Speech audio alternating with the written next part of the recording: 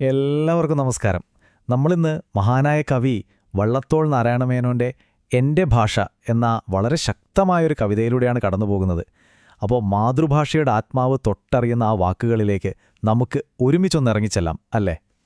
അപ്പോൾ ഈ ഒരു യാത്ര തുടങ്ങുന്നതിന് മുന്നേ തന്നെ നിങ്ങളൊന്ന് സ്വയം ചോദിച്ചു നോക്കൂ ഈ ചോദ്യം. കാരണം എന്താണെന്നറിയോ? നമ്മൾ സംസാരിക്കാൻ പോകുന്നത് വെറുമൊരു കവിതയെക്കുറിച്ചല്ല. ഇത് നമ്മൾ ഓരോരുത്തരുടെയും ഐഡന്റിറ്റിയെക്കുറിച്ചാണ്, നമ്മുടെയൊക്കെ സ്വത്വത്തെക്കുറിച്ചാണ്. അപ്പോൾ നമുക്കെല്ലാവർക്കും അറിയാവുന്ന പോലെ മലയാളത്തിലെ മഹാകവികളിലൊരാളായ വള്ളത്തോൾ നാരായണമേനോൻ എഴുതിയ കവിതയാണിത്. ശരിക്കും പറഞ്ഞാൽ സ്വന്തം ഭാഷയോടുള്ള ആ ഒരു അടങ്ങാത്ത സ്നേഹവും അഭിമാനവുമില്ലേ, അതാണ് ഈ കവിതയുടെ കാതല്. ഈ കവിതയുടെ സന്ദേശം വെറുതെ കുറച്ച് ഭംഗിയുള്ള വാക്കുകളിൽ ഒതുങ്ങുന്ന ഒന്നല്ല. അതിനപ്പുറത്തേക്ക് നമ്മളെങ്ങനെയാണ് ഈ ലോകവുമായിട്ടൊരു ബന്ധം സ്ഥാപിക്കുന്നത്, എങ്ങനെയാണ് ശരിക്കും അറിവ് നമ്മുടെ ഉള്ളിലേക്ക് ആഴത്തിലെത്തുന്നത്, ഇതിനെക്കുറിച്ചൊക്കെയുള്ള ഒരു വലിയ പാഠം കൂടിയാണ് ഈ കവിത. ഓക്കെ, അപ്പം നമുക്ക് ഈ കവിതയുടെ ഏറ്റവും പ്രധാനപ്പെട്ട ഭാഗത്തേക്ക്, അതിൻ്റെ ഹൃദയത്തിലേക്ക് തന്നെ കടക്കാം. ഇവിടെ വള്ളത്തോൾ ചെയ്യുന്നത് എന്താണെന്ന് വെച്ചാൽ മാതൃഭാഷയെയും മറ്റു ഭാഷകളെയും അമ്മമാരോട് ഉപമിക്കുകയാണ്. വളരെ മനോഹരമായൊരു സങ്കല്പമാണിത്.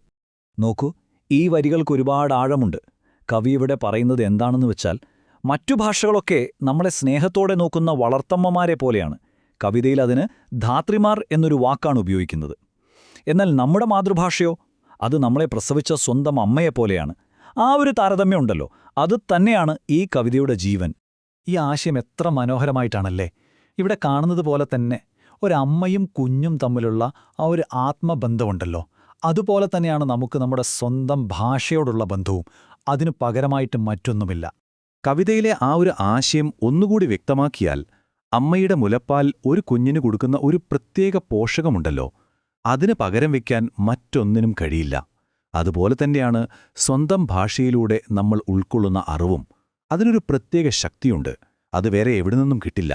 അപ്പോൾ ഇത്രയും വൈകാരികമായ ഈ ആശയം എങ്ങനെയാണ് വെറുമൊരു കവിഭാവനയിൽ ഒതുങ്ങാതെ ശരിക്കുമുള്ള പഠനത്തെക്കുറിച്ചുള്ള ഒരു പ്രധാന തത്വമായി അല്ലെങ്കിൽ ഒരു വിദ്യാഭ്യാസ കാഴ്ചപ്പാടായി മാറുന്നതെന്ന് നമുക്ക് നോക്കാം.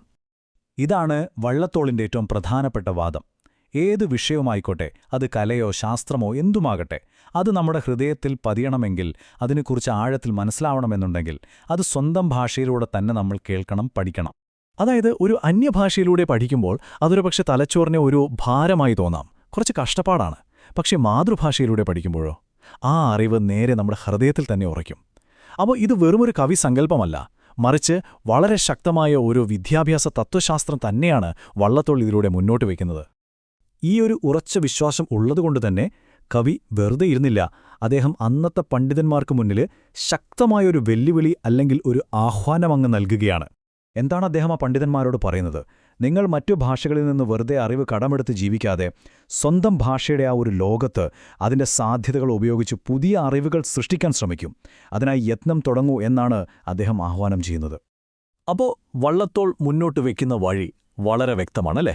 ഒന്നാമത്തെ സ്റ്റെപ്പ് അലസത വെടിയുക. രണ്ടാമത് സ്വന്തം ഭാഷയിൽ സ്വതന്ത്രമായി വിഹരിക്കുക, അതായത് പുതിയ അറിവുകൾ ഉണ്ടാക്കുക. മൂന്നാമതായി അങ്ങനെ ചെയ്യുന്നതിലൂടെ നമ്മുടെ ഭാഷയെ തന്നെ കൂടുതൽ സമ്പന്നമാക്കുക, ലോക നിലവാരത്തിലേക്ക് ഉയർത്തുക. ഏകദേശം ഒരു നൂറ്റാണ്ട് മുൻപെഴുതിയ കവിതയാണെങ്കിലും ഇതിനെ ഒരു പഴയ ചരിത്രരേഖയായി മാത്രം കാണരുത്. കാരണം വിദ്യാഭ്യാസത്തെയും ഭാഷയെയും കുറിച്ചുള്ള ഇതിലെ ആശയങ്ങൾക്ക് ഇന്നും അവിശ്വസനീയമായ പ്രസക്തിയുണ്ട്.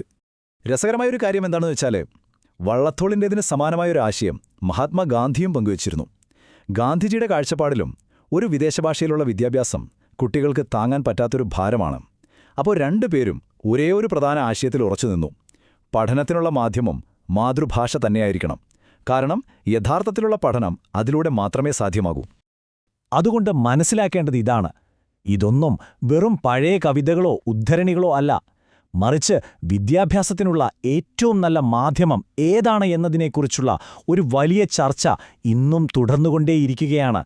അത് വള്ളത്തോളിൻ്റെ വാക്കുകളെ ഒരു പ്രവചനം പോലെ തന്നെ പ്രസക്തമാക്കുന്നു. അപ്പോൾ അവസാനിപ്പിക്കുന്നതിനു മുമ്പ് ഈ ഒരു ചോദ്യം ഞാൻ നിങ്ങൾക്ക് വിട്ടുതരികയാണ്. ആഗോളവൽക്കരണത്തിൻ്റെയൊക്കെ ഈ ഒരു കാലത്ത് വള്ളത്തോളിൻ്റെ ഈ ആശയങ്ങളെ നമുക്ക് നമ്മുടെ ജീവിതവുമായും നമ്മുടെ സ്വന്തം ഭാഷയുടെ ഭാവിയുമായും എങ്ങനെ ബന്ധിപ്പിക്കാൻ സാധിക്കും? ഇതൊന്ന് ആലോചിച്ച് നോക്കേണ്ട കാര്യമല്ലേ?